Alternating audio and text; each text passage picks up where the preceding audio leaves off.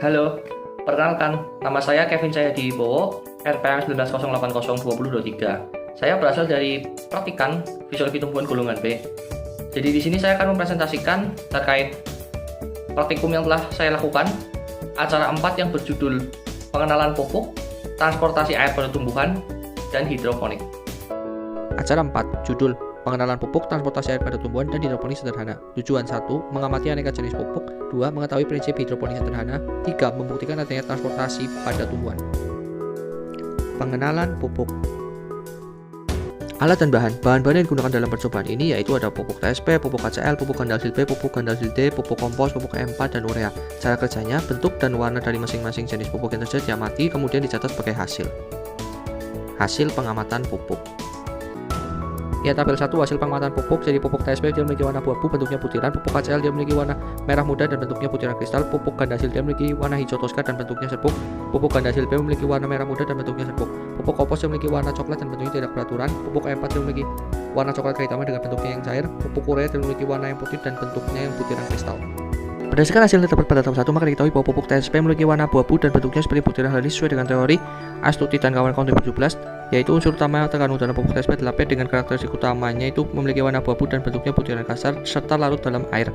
Pupuk HCl memiliki warna merah muda dan bentuknya seperti butiran kristal. Hal ini sesuai dengan teori Zulfikar dan Sari tahun 2018 terkait karakteristik umum yang dimiliki oleh pupuk HCl yaitu berbentuk kristal, berwarna merah atau putih dengan bentuk yang hidroskopik serta mudah larut dalam air sehingga mudah diserap oleh tanaman. Pupuk gandalsil memiliki warna hijau toska dan pupuk gandalsil B memiliki warna merah muda serta keduanya memiliki bentuk sama yaitu serbuk. Hal ini sesuai dengan teori menurut Astuti 2016 terkait pupuk gandalsil berperan dalam proses pertumbuhan daun sedangkan gandalsil berperan dalam proses pertumbuhan batang. Memiliki ciri sama yaitu bentuknya serbuk, kan tetapi membedakan yaitu gandalsil memiliki warna hijau sedangkan gandalsil B memiliki warna merah muda. Pupuk kompos memiliki ciri yaitu warnanya coklat dengan bentuknya tidak beraturan. Hal ini sesuai dengan teori menurut Suwatanti dan Widianto tahun 2017 yang mengatakan kompos memiliki ciri yaitu warnanya coklat hingga coklat kehitaman, tidak berbau busuk, bentuknya tidak beraturan seperti gemburan tanah dan tidak larut dalam air. Pupuk EM4 memiliki warna coklat kehitaman dengan bentuknya yang cair. Hal ini sesuai teori Eko Wandani dan Alvensi 2012 bahwa pupuk E4 merupakan pupuk yang bentuknya cair dengan warna kecoklatan segar yang beraromakan manis asam.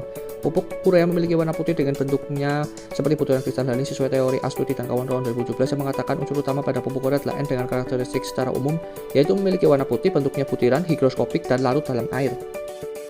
Mengacu pada hasil maka diketahui bahwa pupuk TSP, pupuk HCl, pupuk gandalsil D, pupuk gandalsil B, dan pupuk urea berdasarkan bahan pembuatannya termasuk dalam pupuk anorganik. Hal ini sesuai dengan teori menurut Darmayanti dan kawan-kawan 2013 yang teori dapat dilihat seperti pada layar. Lalu pupuk kompos berdasarkan bahan pembuatannya termasuk dalam pupuk organik. Hal ini sesuai dengan teori menurut Nengsek dan kawan-kawan 2019 yang teorinya dapat dilihat seperti pada layar. Pupuk KM4 berdasarkan bahan pembuatannya termasuk dalam pupuk hayati. Hal ini sesuai dengan teori menurut Kartikawati dan kawan-kawan 2017 yang teorinya dapat dilihat seperti pada layar. Transportasi air pada tumbuhan. Alat dan bahan yang digunakan dalam percobaan transportasi air pada tumbuhan, yang pertama ada sawi putih, air, wadah, pewarna dengan 3 warna berbeda yaitu merah, biru, dan hitam. Lalu ada pisau atau gunting atau cutter. Cara kerja. Langkah yang pertama, sawi putih dipotong kurang lebih 1 cm pada bagian pangkalnya sebanyak 3 buah.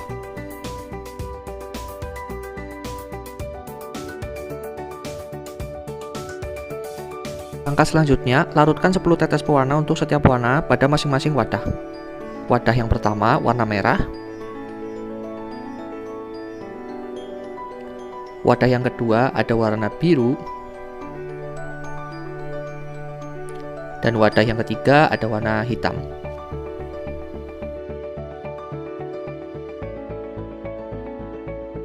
Sampel berupa sawi putih dimasukkan ke masing-masing wadah yang telah diberi pewarna.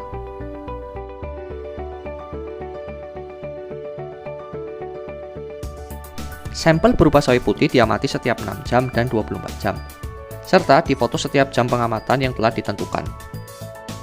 Hasil pengamatan transportasi air pada tumbuhan. Ya, ini adalah tabel 2 hasil transportasi air pada tumbuhan. Di sini akan dilihat perubahan warna dari warna awal hingga warna akhir selama pengamatan 6 jam dan 24 jam pada sawi putih. Di sini untuk warna merah, lalu ada warna biru, dan yang terakhir warna hitam. Berdasarkan hasil yang terdapat pada tabel 2, maka diketahui bahwa percobaan yang dilakukan pada sawi putih dengan direndam menggunakan 3 warna berbeda yaitu merah, biru, dan hitam menggunakan adanya perubahan warna setelah dilakukan perendaman selama 6 jam dan 24 jam. Perubahan warna yang terjadi pada sawi putih setelah perendaman membuktikan telah terjadi transportasi air pada sawi putih tersebut. Hal ini sesuai dengan teori menurut Totor dan Yulisma 2017 yang mengatakan transportasi tumbuhan adalah proses pengangkutan materi atau bahan yaitu air pada tumbuhan dengan mengambil serta mengeluarkan zat-zat ke seluruh tumbuhan berdasarkan pada kapilaritas. Mengacu pada hasil pengamatan, maka diketahui lamanya waktu perendaman bermaksud untuk mengamati kerja dari silam dalam melakukan transportasi air. Perendaman yang dilakukan selama 6 jam dan 24 jam menunjukkan adanya perbedaan tingkat kepekatan warna dari sawi putih. Perbedaan kepekatan warna antara pengamatan selama 6 jam dan 24 jam bisa terjadi karena lamanya waktu perendaman yang tentunya akan berpengaruh pada efektivitas transportasi air atau penyerapan air oleh sawi putih. Hal ini sesuai dengan teori menurut Totor dan Yulisma tahun 2017 yang mengatakan proses kapilaritas tidak terlepas dari adanya peran silam dan floem yang berperan dalam sistem pengangkutan. Semakin lama waktu untuk melakukan transportasi air, maka tingkat kapilaritas akan semakin tinggi. Hidroponik sederhana. Alat dan bahan ada cutter, air minum, air cucian beras yang telah direndamkan selama 1 malam, air sumur PDAM, botol sebagai wadah, dan ada bawang merah atau allium cepa. Cara kerja. Masing-masing botol dipotong menjadi 2 bagian dengan bagian botol yang satunya nanti diletakkan di atas bagian potongan botol yang satunya. Kemudian 3 botol tersebut ditandai sesuai dengan jenis air yang digunakan. Ada air sumur PDAM, air minum, dan air cucian beras. Masing-masing air, baik itu air cucian beras, air minum, air sumur PDAM dituangkan pada botol yang berbeda. Dengan posisi air diisikan hingga bagian mulut botol. Langkah selanjutnya, bawang merah dipotong pada bagian ujung dan pangkalnya. Usahakan menggunakan bawang merah yang besar agar tidak tenggelam. Langkah berikutnya, bawang merah diletakkan dengan posisi ujung menghadap ke atas dan bagian pangkalnya menghadap ke bawah. Jika bagian pangkal bawang merah belum terendam, bisa ditambahkan dengan air. Botol diletakkan di lokasi yang teduh dan diamati selama 2-3 minggu. Pertumbuhan dari masing-masing botol dengan air yang berbeda difoto setiap minggunya. Hasil pengamatan hidroponik sederhana. Tabel 3 hasil pengamatan hidroponik sederhana.